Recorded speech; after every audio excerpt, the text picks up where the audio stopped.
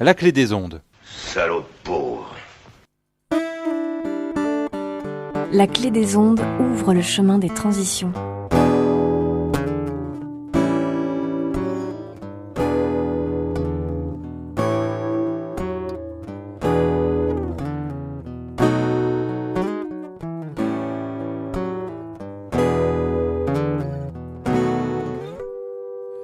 Oh oh oh, je vous salue bien haut, vous qui nous écoutez. Aujourd'hui, on va parler de compostage. Et pour cela, j'ai invité Marianne Thibault, qui fait partie de l'équipe Au ras du sol. Bonjour Marianne. Bonjour Maxime. L'association Dynamo s'écoule sur le chemin des transitions. Alors Marianne, Au ras du sol, ça s'écrit comment? Parce que c'est quand même un jeu de mots assez intéressant. Alors, au ras du sol, au ras du sol, au ras des pâquerettes quelque part, D'accord. parce que ce qui nous intéresse, c'est ce qui va se passer à ce niveau-là du sol. Effectivement, donc du coup, Au ras du sol est une association, si ma mémoire est bonne, de Dordogne. Et elle intervient sur la thématique du compostage collectif. C'est bien ça? Tout à fait. Nous, on est basé à Véline, c'est un tout petit village près de Sainte-Foy-la-Grande, donc à la frontière de la Gironde, de la Dordogne et de Lot-et-Garonne. D'accord. En vrai, au plein milieu de la région Nouvelle-Aquitaine. Ça tombe bien avec le changement de région. Très bien. Et effectivement, c'est notre 10e année d'existence et on a commencé au tout début par le travail sur le retour au sol de la matière organique. Et donc, il y a toutes ces formes, notamment une des formes principales, c'est le compostage de tout ce qu'on appelle les biodéchets, qu'on préfère appeler, nous, matières organiques. Ça contient aussi l'idée de ressources, pas seulement de déchets. D'accord, parce que pour moi, en fait, un déchet, c'est quelque chose que je laisse à un endroit et dont je me soucie pas de son avenir. En fait, quand on fait du compostage, on se soucie de l'avenir de ses épluchures. C'est bien ça? Qu'est-ce qu'on met à peu près dans un compost? C'est ça. Effectivement, le compost, c'est une manière de recycler qui est, en fait, adaptée, ou plutôt appropriée pour tout le monde. Tout le monde peut le faire. Pas besoin d'avoir une usine spécifique, d'avoir des outils très sophistiqués. C'est une forme de recyclage intégral. C'est-à-dire que les biodéchets, ça se recycle tout le temps. Les épluchures de légumes, tu peux passer tout le stade peut être entier, on recycle à chaque fois. Il n'y a pas de perte, il n'y a pas une date de péremption. Par exemple, le carton, tu le recycles 6 à 7 fois. Le plastique, c'est 2 fois maximum. Une fois que c'est fini, c'était en fin de cycle, tu ne peux plus le recycler. Alors que les biodéchets, les restes de légumes, les restes de repas, les tontes de gazon, tout ce qui est déchets verts de jardin, ça se recycle à l'infini. Et ça peut se recycler avec des petites recettes très simples. D'accord. Et donc du coup, pendant cette émission, on va voir un peu quelles sont ces recettes et quelles sont les ressources disponibles sur le territoire pour pouvoir mettre en place un site de compostage. Parce que apparemment, d'après ce que tu nous dis, c'est tout simple. Et donc du coup, quelles sont, je dirais, les grandes règles à surtout respecter pour pas faire ce qu'on appelle un bourrier au fond du jardin et un truc qui devient avec plein de moucherons, qui moisit, qui sent mauvais, parce que c'est un peu l'image qu'on a aussi du compost, mais quand on respecte certaines règles que tu vas nous expliquer, on arrive à une rapidité de transformation de cette matière organique qui est assez impressionnant. Donc quelles sont les règles ? Oui, merci Maxime de le préciser, parce que c'est vrai que on peut se dire effectivement c'est une recette très simple, mais c'est quand même une recette. C'est comme pour tout, il faut un petit peu connaître les bases. Et après, on peut justement aller loin, on peut varier les choses justement et les ingrédients. Mais la recette de base, c'est d'abord, première règle, avoir plusieurs ingrédients, et le plus d'ingrédients possible. Deuxième règle, ces ingrédients, il faut alterner les différents types de matières. Donc en vrai, on va intégrer ces 2 types, pas besoin d'en retenir 15 000. Matières sèches, matières humides. D'accord. Matières humides, on va dire, c'est tout ce qui reste de repas, épluchures, etc. Tonte de gazon, c'est matières humides qu'on va appeler les matières vertes, pour simplifier. D'accord. Et puis les matières sèches, c'est tout ce qui est feuilles mortes, broyats de branches, tout ce qui est un petit peu sec et structurant. Et ça, la recette de base, c'est moitié matière sèche, on va appeler matière brune, moitié matière verte. En faisant comme ça, on est sûr qu'on aura un compost qui sera équilibré et qu'on n'aura pas le moins possible, en tout cas, d'odeurs, de nuisibles comme des petits moucherons, etc., qui s'en échappent et qui ne sont pas du tout agréables à avoir. et qu'on va faire un compost dans les bonnes conditions pour avoir un super amendement ensuite pour nos sols, pour nos jardins, pour nos plantes de balcon, etc. D'accord. Et donc du coup, on a bien compris que c'était les lasagnes en fait qu'on fait un peu d'épluchure, un peu de brin, donc soit du carton, soit de ce qu'on appelle le BRF, Le broyat, hein, on parle pas de BRF, on est d'accord. Ah. Ça, on pourra en parler ensuite, mais c'est pas du BRF, c'est juste du broyat de branches. D'accord. C'est-à-dire, comme vous avez des élagueurs, par exemple, on les voit souvent à l'automne dans les villes, et ben ils vont broyer des branches pour faire des petits morceaux de 2-3 cm de diamètre. D'accord. Et ça, on peut l'utiliser comme structurant ou comme matière sèche brune dans nos composteurs. Et effectivement, comme tu le dis, on va suivre un peu le principe des lasagnes. C'est pareil, c'est la recette la plus simple. C'est-à-dire qu'on ne va pas trop s'embêter, on se dit, je verse mon seau de matières organiques de la cuisine, matières épluchures, etc. Et je recouvre de la même couche de matière sèche brune, carbonée, ce qu'on va retrouver, donc feuilles mortes, broyats, etc. Et du coup, ça prend combien de temps à peu près de faire un cycle Et ça dépend vraiment de quantité de matière que tu vas avoir en fait. Ça peut aller de 3-4 mois quand on a vraiment beaucoup de matière, notamment une cantine scolaire par exemple. Tous les jours, il y a beaucoup de matière à composter. Et puis ça peut aller jusqu'à 9 mois, 1 an pour certains. Une personne qui a un jardin et qui est avec son composteur juste pour sa famille, ça peut prendre plus de temps à remplir. Mais c'est pas grave, à la fin ça fait quand même du compost. Voilà, ouais, tout à fait. Donc du coup, on va passer une petite musique très intéressante. Je vous invite à aller voir le clip parce qu'il est assez impressionnant. Et donc je passe la main à Théo. Vous êtes bien sur la Clé des Ondes dans le chemin des transitions avec Marianne Thibault de l'association Au Ras du Sol. À de suite. Alors Théo, qu'est-ce qu'on vient d'écouter ? Alors Maxime, on vient d'écouter Pang, le Masterworm Battle, un nom de groupe original pour un rap belge dynamique, vivant et paysan. Très bien. Et donc du coup, on vous invite vraiment à regarder le clip sur YouTube de ce groupe parce que vous allez vraiment vous marrer, et même les autres chansons sur la thématique du paysan au sens cru du terme est vraiment extraordinaire. Donc on revient avec Marianne qui travaille dans l'association Au Ras du Sol. Et donc du coup, est-ce qu'on peut résumer un peu la bonne recette pour faire du compost rapide, efficace et réutilisable pour faire pousser des légumes ? C'est ça. Alors, la recette, les 3 règles d'or, on va dire, c'est il nous faut de l'eau, de l'air et il faut différentes matières à composter. Alors, je vais juste préciser, il faut de l'eau, il faut que ce soit suffisamment humide, le compost. Ça tombe bien, la moitié des matières que vous allez apporter, tout ce qui est matière verte qui vient de votre cuisine, de votre jardin, c'est très humide. De l'air, c'est de l'oxygène. Et il faut qu'il y ait de l'oxygène dans un compost. C'est ce qui fait qu'il n'y aura pas d'odeur désagréable qui va en sortir, contrairement à l'idée un petit peu qu'on a encore dans l'imaginaire collectif. Donc c'est le structurant, les matières sèches, type feuilles mortes, type paille, type broyat. Et puis mélanger les matières 50-50 en couches, comme on l'a dit, une couche de matière humide, une couche de matière sèche, une couche de matière humide, et on finit toujours par une couche de matière sèche. Et cela Voilà. évite les petits moucherons qui se baladent.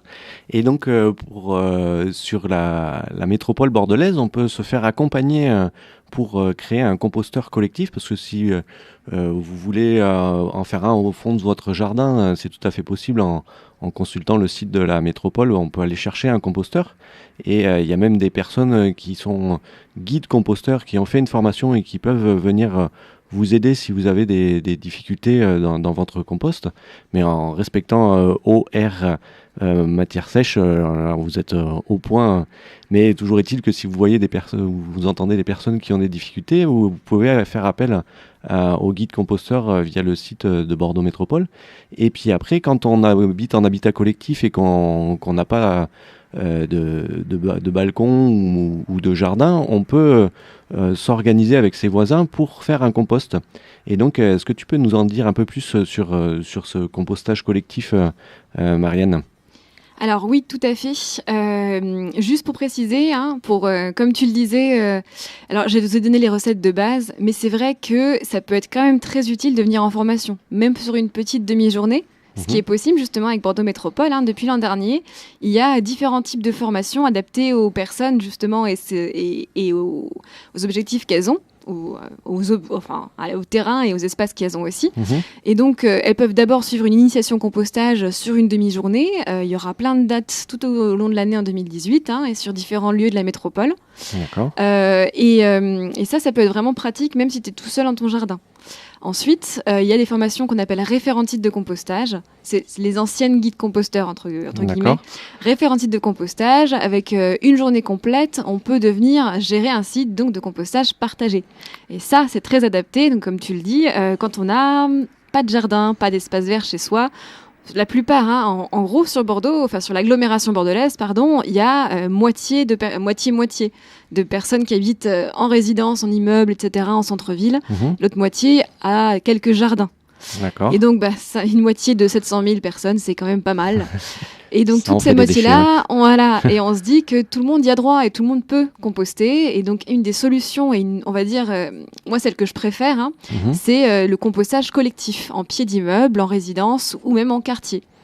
D'accord. Ce que je préfère parce que, à la fois, c'est une façon d'apprendre ensemble. Premier avantage, on va apprendre ensemble justement à composter. On a la recette de base, on va pouvoir justement l'améliorer avec la pratique et apprendre avec ses voisins. Voilà. Et puis deuxième avantage aussi, c'est tout simplement qu'on rencontre ses voisins. Effectivement, ça crée du lien. Exactement, ça peut être quelque chose de très convivial. Quand on va au composteur partagé, on se fait souvent un petit café compost à côté, un petit moment aussi, le moment de la récolte du compost, c'est un moment génial. C'est souvent le premier compost qu'on a produit, c'est un vrai moment, on est content d'avoir réussi cette chose, quoi. Et ça c'est souvent organisé, donc les composteurs partagés s'organisent pour avoir une petite fête, ou en tout cas un buffet, etc. Un moment convivial, donc. Et ça, c'est plutôt intéressant. Tout à fait, ouais, de créer du lien entre les personnes pour monter des projets, je dirais, futurs ensemble, parce que quand on croise des gens, forcément, il y a des liens d'amitié qui se créent et d'autres projets qui se créent. On peut le voir par exemple au site de compostage partagé qui est sur l'espace public, au jardin public. Ce site s'est rempli d'un seul. Si ma mémoire est bonne, il n'y a plus de place pour ce site-là. Alors oui, tout à fait.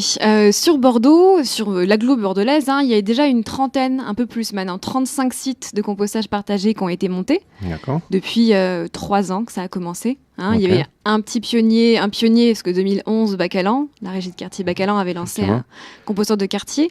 Mais là, depuis 2014, ça commence à monter tout doucement. Il y a de plus en plus de projets qui se montent. Et Jardin public, c'est un de ces projets-là qui date de 2016.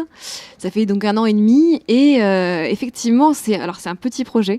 Parce que c'est dans un jardin classé, jardin public, on peut pas tout y faire, on peut pas y installer ce qu'on veut, et du coup, il y avait des dimensions qui nous ont été, on nous a limité en termes d'espace. Il n'y avait pas beaucoup d'espace disponible. Donc c'est vrai que c'est limité à 20 foyers. Et effectivement, comme tu le dis, 20 foyers, ça s'est rempli tout de suite. Il y avait énormément d'habitants du quartier du jardin public qui étaient intéressés par ce projet. Et il y en a toujours du coup qui sont intéressés et qui aimeraient bien y participer, mais 20 foyers, on a atteint la limite et le groupe fonctionne très bien. Ils font justement, ils s'occupent du compost ensemble, ils vont composter, ils vont le récolter, etc. Ça fait 1 an et demi que ça marche et c'est très chouette. Avec 2 référentes de site qui organisent et qui aussi sont un petit peu expertes pour guider les autres habitants. Voilà, ouais, donc après sur l'espace, sur le compostage, sur l'espace public, il y a aussi le projet Les Verts du Sud au square de la rue Jean Mermoz, le square de la Croix du Sud. Et donc du coup ce projet s'est créé à peu près, et c'est grâce à ce projet d'ailleurs qu'on s'est connu avec Marianne, au travers un réseau de Bordeaux en transition, qui s'appelait City Compost, qui est un peu en sommeil aujourd'hui, City Compost, mais justement on a travaillé pour faire un guide pour vous qui souhaitez monter un espace de compostage partagé.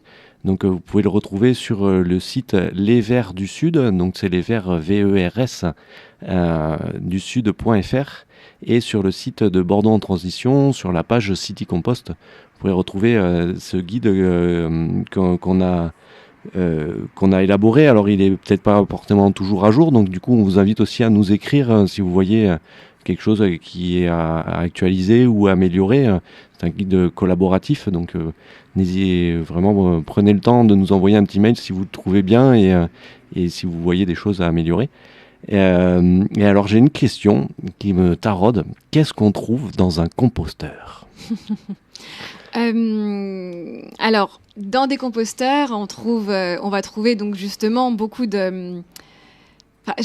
pour répondre à ta question, en gros, un composteur partagé, tu vas retrouver toutes les matières que les habitants vont mettre ensemble et qu'ils vont décider de mettre ensemble. C'est vrai que dans un composteur de jardin, je vous dirais, allez-y, tout ce qui est organique, vous pouvez le mettre. Que ça peut être vos épluchures de repas, vos restes de tonte de gazon, de ce que vous avez, etc. Je sais pas, un Pokémon usagé que vous avez, non, ça marche pas. Le plastique, tout ça, le métal, on le met pas, et tout ce qui est virtuel, on le met absolument pas, ça ne marche pas. Ah mince, on peut pas jouer à Pokémon Go dans le jardin public autour du composteur. Tu pourrais essayer de faire ça dans une sorte de marathon du compostage, effectivement, à travers les compostages partagés de la ville. Ça, c'est une bonne idée. Ouais, parce que on en parlera plus tard. Bien sûr. En revanche, tu vas trouver donc dans un jardin, tu fais tout ce que tu veux, même de la viande. Moi, je suis partisane de dire qu'on peut composter tout ce qui est d'origine organique, avec modération évidemment. Pas mettre une énorme steak, ce serait dommage en plus dans un composteur. Mais quand tu es chez toi, tu peux un peu faire ce que tu veux. En revanche, dans un composteur partagé, souvent, c'est les habitants eux-mêmes qui vont décider de mettre les ingrédients qu'ils veulent. Et donc souvent dans un composteur partagé, pour l'instant, on met pas trop viande, poisson. On met pas trop non plus de choses type pain, parce que le pain en trop grande quantité, ça risque aussi de te colmater un petit peu le compost. Voilà, ça c'est des règles de base qu'on voit en formation, que tous les référents de site connaissent et que les habitants, quand on monte le projet avec eux, décident et apprennent ensemble. Voilà, ouais, je prends par exemple aussi le cas des agrumes. Sur le quartier Nansouty, on commande grâce à une association qui s'appelle la GAP, qu'on a reçue d'ailleurs sur un chemin des transitions précédent. La MAP de Nansouty s'occupe de faire des commandes groupées d'agrumes de Sicile, et donc il y a à peu près 3 tonnes d'oranges et de citrons qui débarquent, et donc du coup on a dit non, on ne prend pas d'agrumes parce qu'il y a une trop grande quantité. Je pense que ça va être très compliqué à gérer et à composter, parce que c'est quoi déjà le... Alors oui, comme tu dis, effectivement, les agrumes, c'est toujours un petit souci. Pareil, en petite quantité, un petit citron, une orange de temps en temps, même une par jour, ça passe très bien, il n'y a pas de souci. En revanche, dans la peau de tous les agrumes, on a une sorte d'essence. Si vous avez déjà fait le test à la maison d'enflammer l'essence qui sort de votre peau d'orange, c'est une essence qui s'appelle la limonène et qui est bactéricide. Or, dans le compost, ce qui va nous décomposer la matière et la transformer, la première, c'est la bactérie. C'est les bactéries, il y en a des milliers. Et donc, c'est vrai qu'on évite de mettre trop d'oranges d'un coup dans un composteur. Alors, il y a des techniques, on peut essayer de les assécher avant, on peut essayer de leur faire perdre justement cette essence. Mais c'est un peu dommage, effectivement, de mettre directement toutes les oranges et de faire du compost que de ça. Ça serait absolument pas possible. Très bien, merci beaucoup, Marianne. Et donc, Pauline va nous présenter une chaîne YouTube pour aller plus loin justement dans cette compétence pour apprendre à composter. Bonjour, cette fois-ci je vous invite à aller voir une vidéo qui vous donne 11 astuces simples pour réussir son compost. Pour tout type de compostage à froid, à chaud, de surface, toilette sèche, lombricomposteur. Il vous explique même le rapport carbone-azote. Des idées, de l'autonomie, tout sur le compost dans la vidéo Comprendre le compost sur la chaîne YouTube Permaculture, Agroécologie, etc. L'association Dynamo s'écoule sur le chemin des transitions. Donc du coup, on est toujours en ligne sur la Clé des Ondes 90.1 avec Marianne Thibault qui travaille dans une association qui s'appelle Au ras du sol. Et donc on a vu les différentes techniques de compostage, les différentes solutions pour apprendre à composter de travers des formations de Bordeaux Métropole notamment, et aussi des accompagnements pour monter un composteur partagé en pied d'immeuble ou dans un quartier. Et donc, quelles sont aussi également les actualités ? J'ai entendu parler d'une semaine du compostage. Oui, merci Maxime. Alors juste un petit point, parce qu'on l'a pas trop dit encore, mais l'accompagnement de projets de compostage partagé sur l'agglomération bordelaise, ça existe encore aujourd'hui et ça se développe de plus en plus. Donc pour les personnes qui nous écoutent ou qui vont nous regarder aussi, on a un appel à projet, il y a un appel à projet qui est sur le site de Bordeaux Métropole et qui se renouvelle à peu près tous les 3 mois cette année. Donc la date limite là c'était le 25 février, donc c'est passé. La prochaine devrait être au mois de mai. Donc ça veut dire que vous avez possibilité justement de candidater pour être accompagné à la fois logistiquement. La métropole vous fournit, vous offre les bacs, et ça c'est pas négligeable. Et aussi dans le côté accompagnement, donc mener le projet. Et ça, pour le coup, c'est soit la métropole, soit nous-mêmes, en asso au ras du sol, qui s'occupons de vous accompagner sur ces projets-là. Donc c'est vraiment une super opportunité. C'est une chose qui se développe, qui est assez récente quand même sur Bordeaux et qui vaut le coup ça vaut le coup de se pencher dessus. Voilà. Et d'ailleurs, il y avait, je sais que City Compost, justement, dont tu parlais tout à l'heure, avait créé un guide méthodologique pour répondre à cet appel à projet. Alors, il y a quelque chose qui a été modifié depuis, mais si vous avez besoin d'être accompagné aussi, n'hésitez pas à télécharger ce guide. Il est normalement, on pourra le récupérer bientôt sur le site de Bordeaux en Transition pour ça. Super. Voilà. Et donc maintenant, oui, je te parle des événements parce que c'est évidemment lié. Là, on arrive sur les semaines du compostage. On n'est même plus une, c'est 2 maintenant. C'est extraordinaire. Donc les semaines du compostage, qu'on appelle aussi Tous au compost, ça commence le 24 mars et c'est jusqu'au 8 avril. Et c'est dans toute la France. C'est partout en France, voire un petit peu en Belgique aussi. Et c'est porté par le réseau Compost Citoyen. C'est un grand réseau qui couvre tout le territoire national, dont nous on fait partie, au ras du sol, à titre de structure. Il y a aussi des citoyens qui en font partie. En gros, aujourd'hui, on a 130 membres du réseau, qu'ils soient structure ou personnes seules, individus. D'accord, c'est énorme. Ouais. Et ce réseau donc a pour but de promouvoir le compostage de proximité notamment auprès des instances nationales comme l'ADEME, le ministère de l'Environnement, de l'Agriculture, etc. Donc c'est un interlocuteur pour ces personnes-là. Et aussi d'accompagner le compostage de proximité chez tous les citoyens français, les citoyennes. Et donc ça veut dire que une fois par an, on a ces semaines du compostage qui sont l'occasion de promouvoir les sites installés et notamment les sites de compostage partagés parce que c'est ceux qui méritent justement d'être vus et qu'on les ouvre par exemple. Et c'est vrai qu'il y a plusieurs... l'idée c'est d'ouvrir les sites de compostage, de faire des animations, de faire de la récolte de compost, enfin bref, tous les événements qu'on veut organiser. Et je sais que sur Bordeaux, il y a déjà plusieurs sites, plusieurs aires de compostage qui vont ouvrir leurs portes justement ou faire des petits événements justement en l'occurrence. Donc il y a, je crois, les Verts du Sud à Nansouty qui vont faire quelque chose. Donc les Verts du Sud vont tenir un stand lors du Troc aux plantes, qui est pour la 7e édition de cet échange de plantes le 25 mars après-midi à partir de 14h30. Et vous pouvez arriver avec vos boutures, vos graines, vos plantes que vous voulez plus ou tout simplement avec un petit sac et quelque chose à échanger sur la thématique du jardin. Et il y aura plein de stands, notamment sur tout ce qui touche de la récupération, mais également du compostage avec le stand des Verts du Sud où vous pourrez voir un peu comment ça marche. Ce compostage, donc je répète la date qui est le 25 mars après-midi à partir de 14h30 avec un petit concert à la fin et plein d'autres stands sur la thématique du jardin. Et donc après tous les autres événements de cette semaine du compostage, parce que on l'a dit tout à l'heure, c'est sur 2 semaines. Et donc vous pouvez vous tapez semaine du compostage sur votre moteur de recherche préféré et donc vous allez tomber sur ce site Tous au compost, c'est ça je crois Tout à fait, merci Maxime, c'est exactement ça. C'est sur ce site-là qui seront recensés, il y a une carte de géolocalisation des projets et des animations donc que vous pouvez retrouver sur semaineducompostage.fr je crois ou .org. Bref, à retrouver sur votre site de moteur de recherche préféré comme tu dis. Je sais qu'il y aura déjà pas mal de choses prévues aussi sur le reste de l'agglo. Il y a à Lormont, la composterie de Lormont, un super projet que je vous invite aussi à aller voir en week-end. C'est un très beau site de compostage partagé. C'est dans le quartier Alpi-Vincennes à Lormont et c'est une aire de compostage avec presque une centaine d'habitants qui compostent, une animatrice qui fait qui organise des cafés compost souvent le samedi matin. Donc ça vaut vraiment le coup d'aller voir ça. Et pareil, l'aire du compostage du port de la Lune à Bacalan, dont je vous parlais tout à l'heure, une des premières aires installées à Bordeaux. Voilà, beaucoup d'aires de compostage qui seront sur Bordeaux et sur l'agglomération bordelaise à aller voir. À Talence, il y a des super projets aussi. Et pour tout vous dire aussi, il y a une initiation au compostage en plein dans la semaine, donc ça sera le vendredi 30 mars normalement. Et une formation référente site aussi, pareil, le 30 mars, matin et après-midi celle-ci. Voilà, donc c'est aussi une des choses C'est très riche. qui fait partie de cette semaine. Merci beaucoup Marianne d'être venue dans les locaux de la Clé des Ondes dans ce grand jour de froid de février 2018. Merci de m'avoir invité.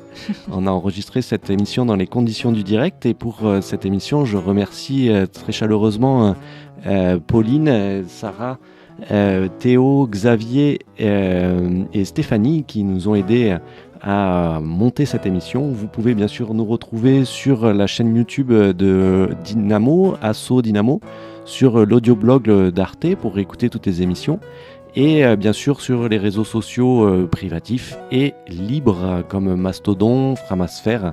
Pour si vous êtes réfractaire à tous ces réseaux, vous pouvez quand même taper Framasphère Dynamo et retrouver toute l'actualité de Dynamo qui est également sur notre site dynamo.org. Je vous remercie et bon appétit.